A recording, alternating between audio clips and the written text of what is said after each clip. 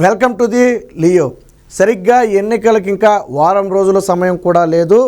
ఈ సమయంలో ఆల్రెడీ ఎన్నికల హడావిడైతే మొదలైంది.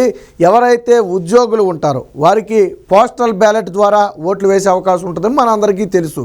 2019 ఎన్నికల్లో ఈ పోస్టల్ బ్యాలెట్ ఓట్లలో దాదాపుగా 70% 70-80% జగన్మోహన్ రెడ్డికి వేయడం జరిగింది. సరే, నాడు ఎందుకు వేశారంటే సిపిఎస్ రద్దుతో సహా ఉద్యోగులకు నాడు జగన్మోహన్ రెడ్డి ఇచ్చిన అనేక హామీలు ప్రధాన కారణం. మరి తాజాగా 2024లో కూడా ఎన్నికలకు ముందు పోస్టల్ బ్యాలెట్లు ఓట్లు జరుగుతున్నాయి.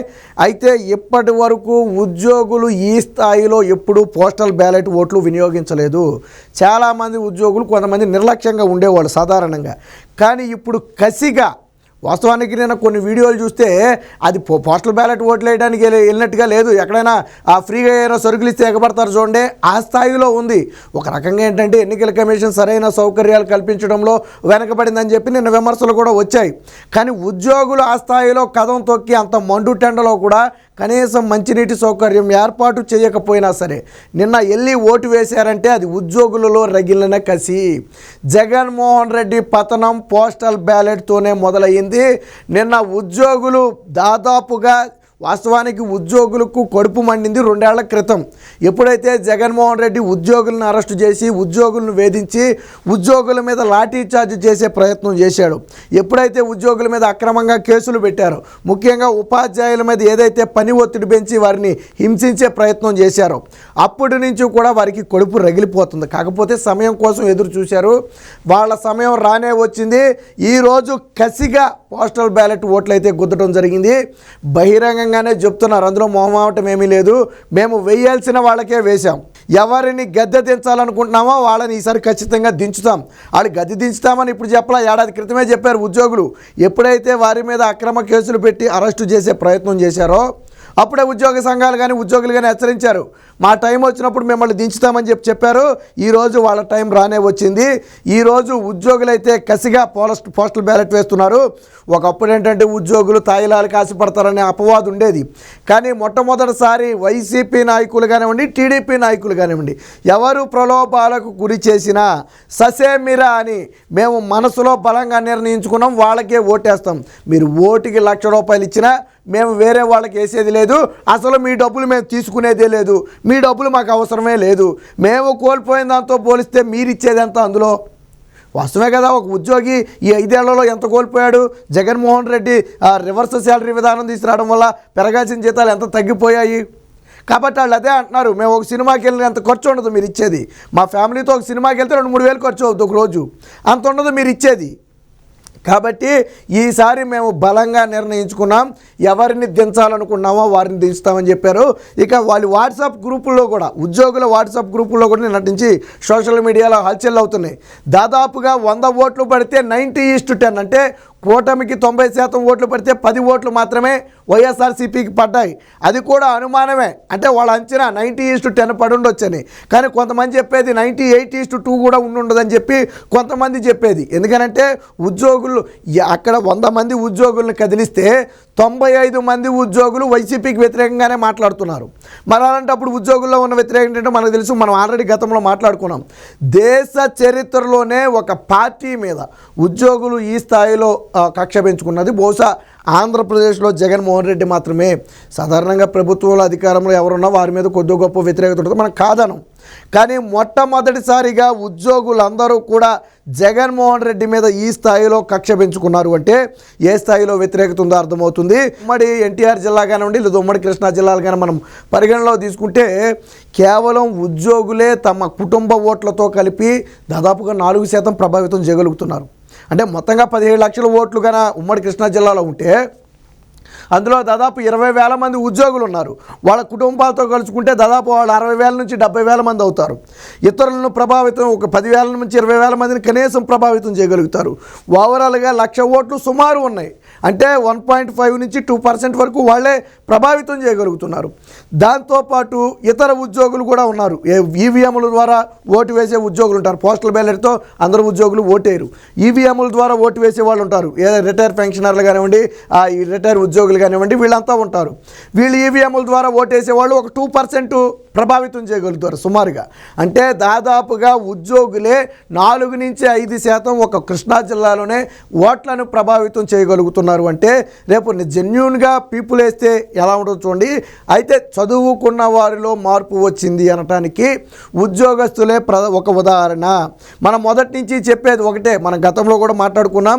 ఎప్పుడైతే 3 ప్రాంతాల్లో జరిగినటువంటి గ్రాడ్యుయేట్ ఎమ్మెల్సీ ఎన్నికలు ఉన్నాయో వాటిలో తెలుగుదేశం పార్టీ ఘన విజయం సాధించింది అంటే కారణం చదువుకున్న వారిలో వైసీపీ ప్రభుత్వం మీద వ్యతిరేకత. అసలు ఈ ప్రభుత్వానికి పతనానికి పునాదులు ఎక్కడ పడ్డాయంటే గ్రాడ్యుయేట్ ఎమ్మెల్సీ ఎన్నికల్లోనే పడ్డాయి. సో ఆ తర్వాత నుంచి అది కొంచెం కొంచెం పెరుగుతూ వచ్చింది.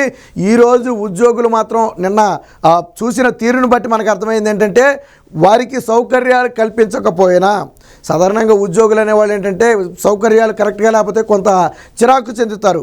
కానీ నిన్న మండు టెండలో కూడా ఎంత సహనంతో నిలబడ్డారంటే వీడియో తీసే వ్యక్తులు ప్రశ్నించినా కానీ, ఎందుకంటే ఇంత ఎండలో కూడా ఇంత చెమటలు కారుకుంటూ నిలబడాలంటే నిలబడాల్సిన అవసరం వచ్చింది. ఈ రోజు మేము నిలబడిపోతే రేపటి రోజున మాకు జీవితాలు ఉండవని చెప్పి ఉద్యోగులు మాట్లాడుతున్నారంటే వాళ్ళ కడుపులో ఎంత మంట రగిలిపోతుందో ఒకసారి అర్థం చేసుకోండి. నిన్న వీడియోలు తీసేవాళ్ళు వీడియోలో మాటలన్నీ వినపడుతున్నాయి. కొద్ది పెద్ద వయసు ఉన్నవాళ్ళు, రిటైర్మెంట్ ఏజ్కి దగ్గరలో ఉన్నవాళ్ళు కూడా పోస్టల్ బ్యాలెట్ ఉపయోగించుకోవడానికి వెళ్ళారు నిన్న.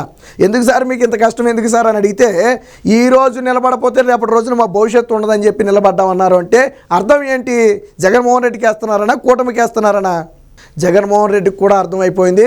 వాస్తవానికి ఆ పోలింగ్ బూతుల వద్దే కొంతమంది వైసీపీ నేతలు, ఆ కార్యకర్తలు కొద్ది ప్రలోభాలకు గురి చేసే ప్రయత్నం చేస్తున్నారని కూడా చాలా చోట్ల విమర్శ వచ్చాయి. అయితే సౌకర్యాల కల్పనలో కొంత అయితే విఫలమయ్యారు. మనం దాన్ని కూడా ఒకసారి చూద్దాం. ఇది పోస్టల్ బ్యాలెట్ ఉపయోగించుకుంటున్నటువంటి ఫోటోని అయితే మనం ఇక్కడ చూడొచ్చు, వివిధ ఉద్యోగులు. సో దీనికి సంబంధించి నిన్న సౌకర్యాల కల్పనలో కొద్ది విఫలమయ్యారు, అది కూడా ఒకసారి చూద్దాం. పోస్టల్ బ్యాలెట్ పోలింగ్లోనే ఇంత వైఫల్యమా? ఓట్లు ఇవ్వక సదుపాయాలు కల్పించగా చేతులెత్తేసిన ఎన్నికల సంఘం. ఫామ్ నెంబర్ 12 సమర్పించిన జాబితాలో పేర్లు గల్లంతు. అంగన్వాడీ ఒప్పంద ఉద్యోగులకు అందని పోస్టల్ ఓట్లు. ఉద్యోగులను మభ్యపెట్టేందుకు వైకాపా నాయకుల హడావిడి. పోలింగ్ ఆలస్యంపై పలు చోట్ల నిరసనలు, ఆందోళనలు. ఓట్లు చెల్లకుండా చేసేందుకు తెరువెనక కుట్ర. సో ఇక్కడ చూడండి, చిత్తూరు జిల్లాలోని కళాశాలలో ఆర్డర్ కాపీలు ఇచ్చిన ఓట్లు లేవని చెబుతున్న ఉద్యోగులు. మొత్తానికి వైసీపీ ప్రభుత్వానికి భయం స్టార్ట్ అయింది అనడానికి ఇదే ఒక ఉదాహరణ. వారు ఫామ్ నెంబర్ 12 సమర్పించినప్పటికీ కూడా ఓటర్ల జాబితాలో వాళ్ళ పేర్లు గల్లంతు చేశారు. అక్కడ జాబితాలో పేరు లేకపోతే ఓటు వెయ్యనివ్వరు. కానీ ఆల్రెడీ ఇక్కడ వాళ్ళందరూ ఫామ్ నెంబర్ 12 చూపుతున్నారు చూడండి. ఆల్రెడీ మేము ఇచ్చినా కానీ మాకు ఓట్లు ఇవ్వలేదని చెప్పి. అంటే ఉద్యోగుల ఓట్లు వీలైనన్ని ఎక్కువ ఓట్లు వాళ్ళు పోస్టల్ బ్యాలెట్ వినియోగించుకోకుండా చేసే ప్రయత్నం జరిగింది. అదే సమయంలో ఎన్నికల సంఘం కూడా సౌకర్యాలు కల్పించడంలో విఫలమైంది. దీని మీద తీవ్ర స్థాయిలో అయితే విమర్శలు రాకుండా పోతుంది. ఇక ఓట్లు చెల్లకుండా చేసేందుకు కూడా తెర వెనకైతే భారీగా వైసీపీ కుట్ర నడుపుతుంది. ఎందుకంటే పర్ఫెక్ట్గా అయిపోతే ఓట్లు చెలవు. ఇక విజయవాడలోని మున్సిపల్ స్టేడియంలో ఓటు వేసేందుకు ఇక్కడ చూడండి బారులు తీరిన ఉద్యోగులు చూడండి. ప్రతి లైన్లో కూడా ఏదో సాధారణ ఓటింగ్లకి ఇంకా క్యూలు చిన్నగా ఉంటాయేమో కానీ నిన్న వీళ్ళ ఓటింగ్కి క్యూలు పెద్దగా ఉన్నాయి. అయినా కానీ నిలబడేసారు. నేను ఇందాక అదే చెప్పాను మీకు. అందుకు ఉదాహరణ ఈ పిక్ ఒకసారి చూడండి. ప్రతి లైన్లో కూడా ఎంతమంది ఉన్నారో ఇలా నిలబడలేని వాళ్ళు ఇలా కుర్చీలో కూర్చునైనా ఆ లైన్లో నిలబడ్డారు తప్ప ఎవరు కూడా వెనక్కి తగ్గలేదు. జగన్మోహన్ రెడ్డి ప్రభుత్వంపై పోస్టల్ బ్యాలెట్ ఓటు ద్వారా తమ కక్ష తీర్చుకున్నారు. గత 2 ఏళ్లుగా వాళ్ళ కడుపులో ఉన్న ఆవేదన, బాధ అంతా కూడా ఈరోజు పోస్టల్ బ్యాలెట్ ద్వారా చూపించారు. కొంతమంది ఉద్యోగులు చెప్తున్నారు, మేము చాలా చోట్ల ఉద్యోగులు బ్యాలెట్ ఓట్లు వేయడానికి వెళ్ళాను చూసాం కానండి, ఈ స్థాయిలో ఉద్యోగులు సాధారణ ప్రజలు ఓట్లు వేయడానికి వచ్చినట్టుగా ఉద్యోగులు వచ్చి ఓటు వేయడం అయితే మేము మొట్టమొదటిసారి చూస్తున్నామని చెప్పి చాలామంది చెప్తున్నారు. మేము ప్రతి ఎన్నికలప్పుడు పోస్టల్ బ్యాలెట్ ఉపయోగించుకుంటున్నాం. కానీ ఈ స్థాయిలో ఎప్పుడు రాలా. పోస్టల్ బ్యాలెట్ అంటే అడపదడప పలచపలచగా 10 మంది 20 మంది 30 మంది కనపడుతూ ఉంటారు, పెద్దగా ఎప్పుడు కనపడరు. కానీ ఈసారి ఈ సాధారణ ఎన్నికలు అంటే నిజంగా 13వ తారీఖున జరిగే ఎన్నికల్లాగా ఈరోజు పోస్టల్ బ్యాలెట్లు ఎన్నికలు ఉన్నాయంటే మేము కూడా ఆశ్చర్యపోతున్నాం. అందులోనూ పెద్ద వయసు ఉన్నవాళ్ళు, రిటైర్మెంట్ ఏజ్ దగ్గరగా ఉన్నవాళ్ళు, మహిళలు, చంటి పిల్లలను వేసుకుని కూడా పాపం ఆ టీచర్స్ కానివ్వండి, ఉద్యోగులు కానివ్వండి, చంటి పిల్లలను వేసుకుని వచ్చారు పోస్టల్ బ్యాలెట్ వేయడానికి ఆ మండు టెండలో కూడా. అంటే వాళ్ళు 2 ఏళ్ల క్రితం ఒకటే నిర్ణయించుకున్నారు. వాళ్ళ గ్రూపుల్లో కూడా ఒకటే చర్చ నడుస్తుంది. ఈసారిగాన ఏ ఒక్క ఉద్యోగి పోస్టల్ బ్యాలెట్ వేయకుండా నిర్లక్ష్యం చేసినా అది అందరి ఉద్యోగుల జీవితాల మీద ప్రభావం చూపుతుంది. మన వంతు ప్రయత్నం మనం చేయాలి, మిగిలిందంతా దేవుడు చూసుకుంటాడు. మన ప్రయత్నం ఏంటి? మన ఓటుని మనం మిస్ కాకుండా వేయటం అని ఉద్యోగ సంఘాల గ్రూపుల్లో దాదాపుగా గత 2 వారాల ముందు నుంచే దీని మీద అయితే చర్చ నడుస్తుంది. ప్రతి ఒక్కరూ కూడా ఎన్ని పనులున్నా ఎన్ని ఇది ఉన్నా ఖచ్చితంగా మేము పోస్టల్ బ్యాలెట్ ఉపయోగించుకుంటామని చెప్పారు. వాళ్ళు చెప్పిన దానికి నిదర్శనమే ఈరోజు తండోపతండాలుగా వచ్చినటువంటి ఉద్యోగులు. ముఖ్యంగా ఉపాధ్యాయులు గట్టిగా కదం తొక్కారు. ఈ ప్రభుత్వం మీద ఉన్నటువంటి వ్యతిరేకతను పోస్టల్ బ్యాలెట్ రూపంలో బయటపెట్టారు. జగన్మోహన్ రెడ్డి అరాచక పాలనకు విసిగిపోయినటువంటి ఉద్యోగులందరూ కూడా ఈరోజు జగన్మోహన్ రెడ్డికి బుద్ధి చెప్పడానికి సిద్ధంగా ఉన్నారు. ఖచ్చితంగా ఇది శుభ పరిణామమే. ఎన్డీఏ కూటమికి పోస్టల్ బ్యాలెట్ల రూపంలోనే తొలి విజయం సాధించారు అని చెప్పొచ్చు. అటు ఇటు విజయం కాదు, భారీ విజయం సాధించారు. ఖచ్చితంగా ఇది రాబోయే ఎన్నికలను ప్రభావితం చేస్తుంది. 13వ తారీఖున ఇంతకు మించిన ఉత్సాహంతో అయితే వాళ్ళు అయిపోతున్నారు. అలాగే ఉద్యోగులు కూడా ఎవరికైతే ఎన్నికల విధులు కేటాయించారో వాళ్ళు కూడా ఈ ఒక నిర్ణయానికి వచ్చారు.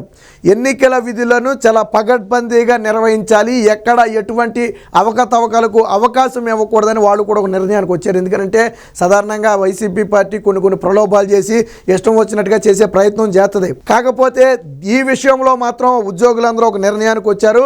ఎట్టి పరిస్థితుల్లో ఇలాంటి అవకతవకలకు అవకాశం ఇవ్వకూడదని చెప్పి వాళ్ళు నిర్ణయానికి వచ్చారు. ఏది ఏమైనప్పటికీ పోస్టల్ బ్యాలెట్ల రూపంలోనే వైసీపీలో వణుకు మొదలైంది. నిన్న జరిగిన ఓటింగ్ ఇంకా వాస్తవానికి ఎక్స్టెండ్ చేశారు. ఇవాళ రేపు కూడా ఎక్స్టెండ్ చేసినట్టుగా ఉన్నారు.